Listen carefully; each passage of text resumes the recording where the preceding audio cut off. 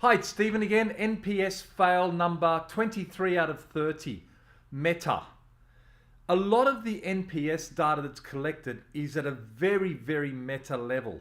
Now, I've spoken in some of the past videos about segmentation and about personalities.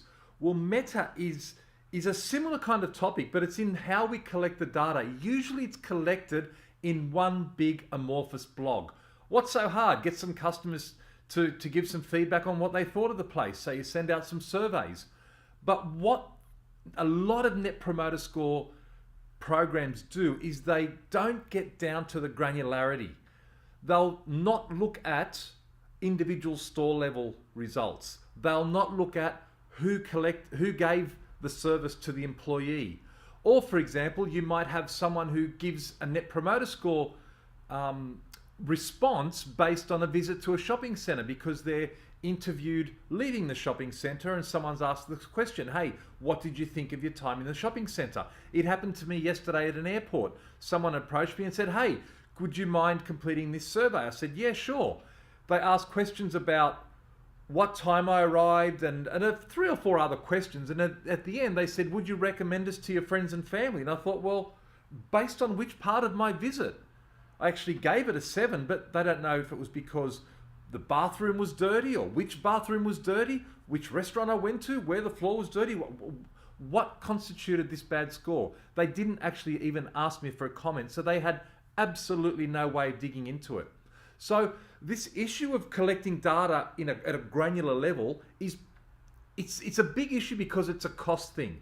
Net Promoter Score is cheap, and you can do it cheap and nasty, but if you do it cheap and nasty at a big high level, you can't actually do any analysis underneath it. So you can't take corrective action. And this is where the costs start to skyrocket.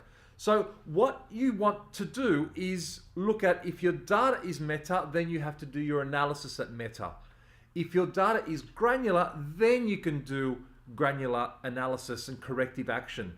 Now that's one reason why we do a lot of mystery shopping, and that's because we can get the customer to go in there with a preset mindset. They know what needs to be measured and evaluated, and they're prompted for things that they're looking for, and they come back with great detail. Now you don't get as much data, but you get very detailed data. And this thing about prompting is just probably the last point on this, that if you do ask these meta questions and you ask someone like, why did you give a bad score?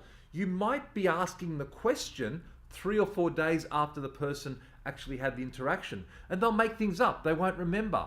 They won't know which bathroom they went to or the name of the employee or anything like that. So the final point on meta is that sometimes the information is actually not possible to be retrieved. You just can't get it because so much time has passed or because the customer doesn't remember. So that's why, again, we use the mystery shopping to go in there with a really laser focus, sharp and analysis of what happened and when it happened. So metadata, meta decisions, granular data, granular decisions.